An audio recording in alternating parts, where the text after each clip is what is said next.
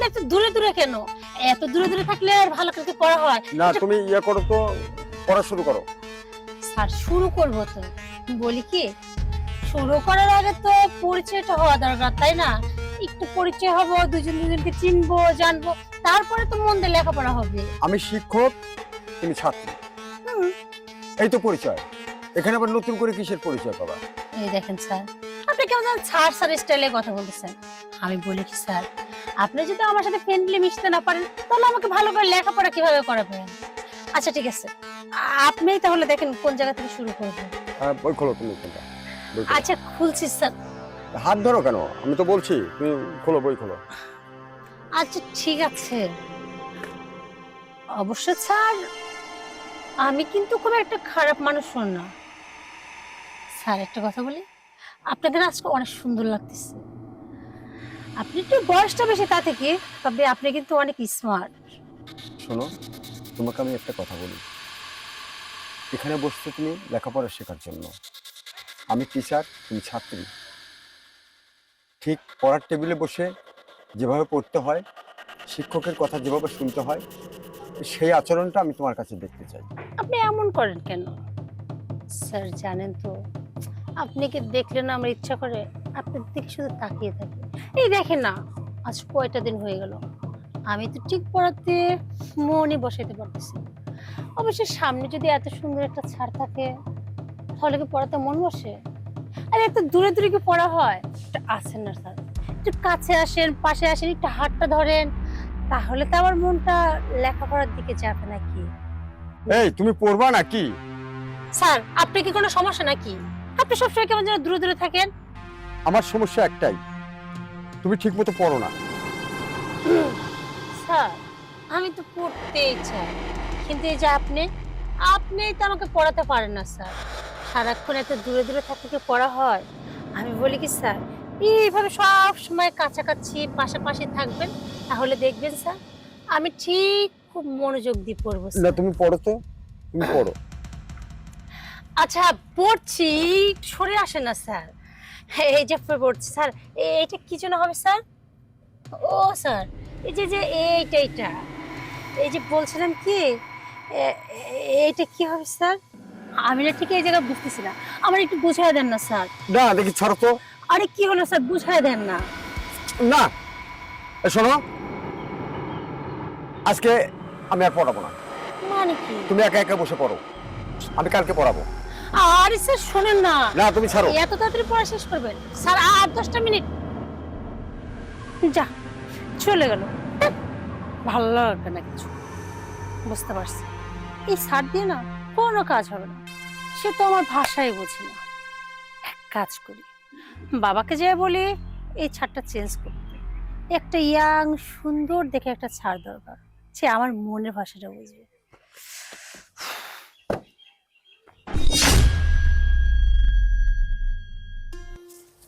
ও তুমি এইখানে? আমি তোমাকে কখন থেকে খুঁজতেছি। কখন থেকে খুঁজতেছে মানে পড়া হয়ে গেছে? সে তো কখন শেষ হয়েছে। কি কয় এটা, বইলে বসে সময় পাইলে না, অথচ পড়া হয়ে গেল। তাহলে তুমি বোঝো আমার জন্য কি মাস্টার ঠিক করছো? তুমি এমন একটা সার্চ জোগাড় করছো না, বই খুলতে না খুলতে তার ফোন আসা শুরু করলো। তারপর কি এই জিনিসটা তো আরেকদিন দেখাবো, এইটা তুমি নিজে বাড়িতে দেখে নাও। আচ্ছা তুমি বলো, একটা স্যারের কাছে আসলে আগে সুন্দর করে পড়ায়, আর না এ আমাকে বলছে ঠিক আছে তুমি পড়ে রাখো, কাজ দেখবো না। আধা ঘন্টা নয় পড়াতে চলে গেল। কও কি তুমি? আমি কত বললাম যে স্যার 1 ঘন্টা করে সব স্যার পড়ায়, আপনি আর 10টা মিনিট পড়া যান না, আমার কথা শুনলো না, হুড় করে চলে গেল। আব্বা জানো তো এই স্যারের মাথার ভিতরে না কিচ্ছু নেই। আরে মুরব্বী বানের বয়স হয়ে গেছে না, এখন তো দেখুন ঠিকভাবে মনে রাখতে পারে না। উনি যেভাবে অঙ্ক ইংলিশের বই করলো তাতে মনে হলো উনি কিছু জানেই না, নামে শুধুমাত্র স্যার। আমি বলি কি এই স্যারকে বাদ দিয়ে দাও, দিয়ে একটা ইয়াং স্যার নিয়ে আসো। তুমি বোঝো না উঠতে বয়সে ছেলে পেলে মাথা ভালো থাকে। তা বুঝলাম মা, এখন তো ভালো সওয়াল ফল পাওয়া খুবই কঠিন। তুমি আমার ইয়ং একটা মেয়ে, আমি ইয়ং সওয়াল ফল এনে পড়া দিয়ে আমার কি মন ভালো থাকবে? তো আব্বা আমি তো পড়বো, আমি কি প্রেম করতে যাবো নাকি? আর সে তো আমার স্যার, ইয়াং হলে তাতে কি হয়েছে? আমার তো দরকার ভালো করে লেখাপড়া। আচ্ছা ঠিক আছে ঠিক আছে, তুমি যখন করছো আমি খুঁজে দেখবো না, আপাতত কয়েকটা দিন পরও এই মাসটা যাক, ঠিক আছে? আচ্ছা ঠিক আছে, শুধু শুধু তুমি এই মাসটা রাখা মানে টাকা খরচ করবা। যত তাড়াতাড়ি পারো শার্টটা চেঞ্জ করো, গেলাম। আচ্ছা যাও। এখন আমি কোনে আবার নতুন মাস্টার পাই, যাই বাগান পরে দেখুন নাকি দেখে আসি মাস্টার। স্যার এটা সত্যি কথা বলি স্যার, আমার না সত্যি আজকে পড়তে একদম ভালো লাগছে না। এই পড়ো তো তুমি। স্যার বলছিলাম আজকে একটু গল্প করি না, আপনি খালি কেমন কেমন যেন করেন। সবসময় এত দূরে দূরে থাকলে কি আর ভালো লাগে স্যার বলেন? না, তুমি কি লেখাপড়া করবে নাকি এরকম শয়তানি করবে? সত্যি বলছি স্যার, আমার লেখাপড়া করতে একদম ভালো লাগছে না। জাস্ট আপনি আমাকে একবার হাত করতে দিবেন, তাই আমি মনোযোগ দিয়ে লেখাপড়া করবো। দেখেন স্যার, দেখো। শোনেন না স্যার। আরে ছাড়ো না। না, আরে, ও বাবা শোনো না, এই দেখো তুমি কেমন ছাড়িয়ে দিছে। হ্যাঁ দেখছো আমার পর সুযোগে আমাকে জোর করে জড়ায় ধরতেছিল। সব আমি দেখছি। কি কি দেখছো তুমি? কি দেখছি তুমি বুঝতে চাও না? বুঝতে চাও না তুমি? দেখো বাবা, তোমার কথা ভুল হচ্ছে।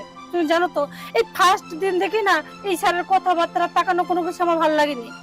জানো তো বাবা, স্যার আমাকে বলছে ছাত্রী আর স্যারের মধ্যে ভালো সম্পর্ক না হলে নাকি লেখাপড়া হয় না। স্যারই তো আমাকে বলছিল আমাকে একটু হাগ করো, তাই তো আমি স্যারকে হাগ করতে গেছিলাম। আর তখন বাবা, হ্যাঁ আমি মনে হয় কিচ্ছু বুঝিনি, কিচ্ছু বুঝিনি আমি। তুমি আমার কথা বিশ্বাস করতেছো না? না আমি বিশ্বাস করবো তোমার কথা? তোমার কথা আমি বিশ্বাস করবো? যেটা আমি নিজের চোখে দেখলাম সেটা মিথ্যা দেখলাম নাকি আমি? হ্যাঁ আমি তো স্বীকার করতেছি স্যার আমাকে হাগ করতে বলছিল, তাই আমি হাগ করছি। ও স্যার তোমাকে বলছিল? তুমি আমার কথা বিশ্বাস করতেছো না, তুমি স্যারের কথা বিশ্বাস করতেছো। আমি সব জানি। তাহলে শোন, কিভাবে যে কথাটা বলি, আপনার বাড়িতে তো আমি অনেকদিন আপনার মেয়েকে পড়াচ্ছি, অবশ্যই অবশ্যই। কিন্তু এখানে একটা কথা আমি আপনাকে বলবো বলবো করে বলাই হচ্ছে না। বলেন, কোনো সমস্যা নাই তো। এখন দেখছি না বললে চলবে না। আপনি মেয়ে, হ্যাঁ আপনার মেয়েটা যেন আমার সঙ্গে কেমন ধরনের আচরণ করে। বলুন। আমি একজন শিক্ষক, আমাকে শিক্ষাগুরু না হিসেবে মেনে আমার হাত ধরে টানে, বলে স্যার আমার কাছে আসেন, আপনার সঙ্গে আমরা এক মন না হলে লেখাপড়া হবে না। আবার থেকে থেকে জড়ায় ধরে, আমি ছুটা ফেলা দেই, আবার ধরে। আমি এত নিষেধ করি, সে আমার নিষেধটা শুনতেছে না। এই অবস্থায় কি পড়ানো যায় বলেন? আমার তো একটা মান সম্মান আছে। আচ্ছা ঠিক আছে বাবা, আমি দেখতেছি ওটা। হয় আপনি একটু এটা তাড়াতে একটু দেখেন। আর তাছাড়া কিন্তু আমার হয়তো আর এখানে পড়ানো হবে না। আচ্ছা ঠিক আছে বাবা, তুমি কোনো চিন্তা করে না, আমি এটা দেখতেছি, আর কোনো চিন্তাই করি না। তো চলো যাই। আচ্ছা, তাহলে বুঝলি তো? বাবা আমার ভুল হয়ে গেছে, বিশ্বাস করে বাবা আমি ভুল করে ফেলছি, তুমি আমারে ক্ষমা করে দাও। আমার কাছে ক্ষমা চাই লাভ নেই, তোর স্যারের কাছে ক্ষমা চা। স্যার আসলে আমি ছাত্রী হিসেবে যেটা করছি সেটা একদম ঠিক হয়নি, আপনি আমাকে ক্ষমা করে দিয়ে। আচ্ছা ঠিক আছে। আচ্ছা তুমি কি জানো শিক্ষক মানে কি? শিক্ষক হচ্ছে গুরুজন, পিতামাতার পরেই কিন্তু শিক্ষকের স্থান, যার কারণে শিক্ষককে সম্মান দিতে হয়, তার ইজ্জত রক্ষা করতে হয়। শিক্ষক যেটা বলে সেগুলো ফলো করতে হয়। শিক্ষা এমন একটা জিনিস, এটা গুরু ধরে শিখতে হয়, একা একা শিখলে হয় না। তুমি বাসায় বসে যদি এমএ পাস করো কোনো লাভ হবে না। এমএ পাস করতে হলে তোমাকে প্রতিষ্ঠানে ভর্তি হতে হবে, কারণ তোমার সার্টিফিকেট হচ্ছে এমএ পাসের প্রমাণ। তুমি হয়তো এমএ ডবল এমএ করেছো, বাসায় বসে ওই শিক্ষার কোনো দাম নেই যতক্ষণ তোমার সার্টিফিকেটটা থাকবে। তাই আমি বলি, তোমরা যে পথে চলো এটা সম্পূর্ণ ভুল পথ। হ্যাঁ তোমার সঙ্গে আমার বন্ধুত্ব থাকবে, খোলাখুলি ভাবে আমরা চলবো, তাই বলে কোনো নোংরামের মাধ্যমে না। তোমাকে আমি দোষ খুব একটা পুরোপুরি দিতে পারছি না, কারণ তোমার উঠতি বয়স, এটা তোমাদের বয়সের কারণে হয়েছে। কিন্তু এই বয়সে তোমাদেরকে যে শিক্ষাগুলো দেওয়া দরকার সেটা কিন্তু আমি শিক্ষক হয়ে তোমাদের দিতে পারবো না। আমি তোমাকে পাঠ্যপুস্তক শিক্ষা দিতে পারবো, আর তোমার আনুষঙ্গিক যে শিক্ষাগুলো আছে সেগুলি তোমার বাবা মা তোমাদেরকে দেবে এবং বাসায় দেবে। তারা যে নির্দেশনা দেবে সেই নির্দেশনা মোতাবেক তোমাদের চলতে হবে। এই যে তুমি আমার সঙ্গে যে আচরণটা করেছো এটা কোনো ভদ্র আচরণ বলো? এটা কিন্তু কোনো ভদ্র আচরণ না, কোনো শিক্ষিত মানুষের আচরণ না, কোনো জ্ঞানী মানুষের আচরণ না। এগুলো কিন্তু কারোর বিবেকে ঠাঁই দেবে না, বিবেককে লাড়া দিয়ে উঠবে। কারণ আচার আচরণটা মানুষ নিজের চোখে দেখে।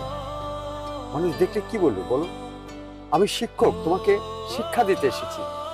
তুমি আমার সঙ্গে এই জিনিসটা যদি করো, এই আচরণগুলি যদি করো, একটা মানুষ যদি জানে, তোমাকেও খারাপ বলবে, সঙ্গে কিন্তু আমাকেও খারাপ বলবে। তার কারণ আমি শিক্ষক, আমার একটা ইজ্জত আছে, সবাই আমাদেরকে সম্মান দেয়, কারণ আমাদেরকে বলে আমরা নাকি জাতির মেরুদণ্ড। আসলে শিক্ষক জাতির মেরুদণ্ড, কিন্তু সেই মেরুদণ্ডের হার তোমাদের মতো মেয়েরা কিন্তু ভেঙে দেয়। হ্যাঁ, আমি বলছি না যে সব মেয়ে খারাপ, সব শিক্ষক ভালো, আমি এটাও বলছি না। শিক্ষকদের মধ্যেও কিছু শিক্ষক আছে যারা নোংরামিটাকে পছন্দ করে, তাদের কাছে শিক্ষা না নেওয়াটাই ভালো। আবার কিছু মেয়ে আছে যারা শিক্ষকদের সম্মান দিতে জানে না, তাদেরকে শিক্ষা না দেওয়াটাই ভালো। আমি বলি কি, যে ভুলটা তুমি করেছো নিজেকে শুধরে নাও, এমন ভুল আর কখনো করবেন না। বাবাজি, আসলে আমার মেয়ের হয়ে আমি আপনার কাছে ক্ষমা চাচ্ছি। কারণ ওর মাটা মারা যাওয়ার পর আমি খুব আদর যত্ন করে ওকে আমি মানুষ করেছি। মনে করছি ওকে লেখাপড়া শিখে একটা ভালো ভদ্র ছেলের সাথে বিয়ে দিতে পারলেই আমি বেঁচে যাই। কিন্তু মেয়েটাকে একটু উশৃঙ্খল, যার কারণে আমি বাপ হয়ে খুব একটা শাসনও করতে পারি না। আর জানেন তো, যে বাড়িতে মা না থাকে মেয়েরা সে বাড়িতে তত শাসন হয় না। বাপ তো শুধু ওদের আদর যত্ন করে, আমিও ঠিক তাই করছি। আর আপনার মতো স্যার আমি খুঁজে খুঁজে বাইর করছি যাতে আমার মেয়েটা আপনার কাছে ভালো করে লেখাপড়া শেখে। জানেন তো বাবাজি, যে বাড়িতে মেয়ে মানুষ নেই ওই বাড়িতে মেয়েদের মানুষ হওয়া খুবই কঠিন। কারণ ওর মাটা মারা যাবার পর আমি ওকে অনেক আদর যত্ন করে মানুষ করছি। আমি জানি না যে ওর একটা মুশৃঙ্খল হবে। আর তোমাকে বলছি আমি, ভালো হয়ে যাও। আমি জানি না যে তুমি এত খারাপ হয়ে যাও। আমি নিজে চোখে না দেখলে তো আমি মাস্টারে কি দোষ দিয়ে বসতাম। স্যার, আপনি কিছু মনে করবেন না। আচ্ছা ঠিক আছে মুরব্বী, আমি বলি কি, আমি পাঠ্যপুস্তক শিক্ষা দেবো ঠিক আছে, পাশাপাশি বাসায় আপনিও একটু মেয়েকে কাছে বসিয়ে কিছুটা ভালো জ্ঞানগুলো দিবেন। ঠিক আছে বাবাজি, আপনি যখন বললেন আমি আর আমার চোখ থেকে ওকে ফাঁক যাইতে দেবো না। সবসময় আমি চোখে চোখে রাখবো। আর কিন্তু আপনি মন খারাপ করবেন না, আপনি নিয়মিত ডেলি এসে ওকে লেখাপড়া শিখে। আচ্ছা ঠিক আছে। কি মা, ঠিক আছে তো? স্যারের কাছে মাপ চাই নাও। ঠিকই বলছো স্যার, আসলে আমি বুঝতে পারিনি আমার এই আচরণের জন্য আমার বাবাকে এতটা ছোট হতে হবে। যদি সেই জিনিসটা আগে বুঝতাম তাহলে কখনো আমি আপনার সাথে বেয়াদবি করতাম না। আপনার কাছে ক্ষমা চাওয়ার মতো মুখটা আমার নেই। আসলে আমি এতটা একটা খারাপ মেয়ে যে একটা স্যারের সাথে ভালো আচরণ করব কিনা তার সাথে আমি এত জঘন্য আচরণ করছি। আপনার মেয়ে মনে করে আপনি আমারে ক্ষমা করে দিন। কিন্তু বিশ্বাস করেন স্যার, শুধু আপনাকে না, আজকের পর থেকে আমি আমার সকল শিক্ষককে সম্মান করব। শুধু তাই না, আমি কারোর সঙ্গে আর এই ধরনের বেয়াদবি আচরণ করব না। আমি এমন কোনো কাজ করব না যেন আমার বাবার মাথা নিচু হয়ে যায়। কারণ আমার মা মরে যাওয়ার পর থেকে আমার বাবাই আমাকে বড় করছে। তাই যতদিন বেঁচে থাকবো বাবার সম্মানের কথা চিন্তা করে আমি মন দিয়ে লেখাপড়া করবো। দেখো বাবা, আমি একদিন ঠিক মানুষের মতো মানুষ হব। স্যার, এইবারের মতো মাফ করে আপনি আমাকে আবার প্রাইভেটটা পড়েন না স্যার। ঠিক আছে, তুমি যখন নিজে অনুতপ্ত, আমি তোমাকে ক্ষমা করে দিয়েছি। আমিও চাই তুমি মানুষের মতো মানুষ হয়ে গড়ে ওঠো। সত্যি স্যার, আপনাদের দোয়া থাকলে আমি ঠিক পারবো। দেখেন, আমি একদিন ঠিক মানুষের মতো মানুষ হব। স্যার, বলছিলাম কি, আজকে তো আর পড়াটা হলো না, কালকে থেকে আমরা ঠিকভাবে পড়বো। কালকের থেকে তুমি সকাল সকাল রেডি হয়ে থাকবে, আমি টাইম মতো চলে আসবো। স্যার, যাওয়ার আগে একটু বসেন না, আপনি আর বাবা গল্প করেন, আমি 2 কাপ চা বানিয়ে নিয়ে আসি। হ্যাঁ মা, এই কথাটাই আমি বলতে চাই। আর আমি বলি কি, চাটা আমরা এখানে না খেয়ে হ্যাঁ হ্যাঁ চলেন ঘরে ফ্যানের নিচে বসে ওই হ্যাঁ। গরমের সময় চাটা খেলে খুব ভালো লাগবে। সব যেতে ভালো হবে। চলো মা, আচ্ছা চলো।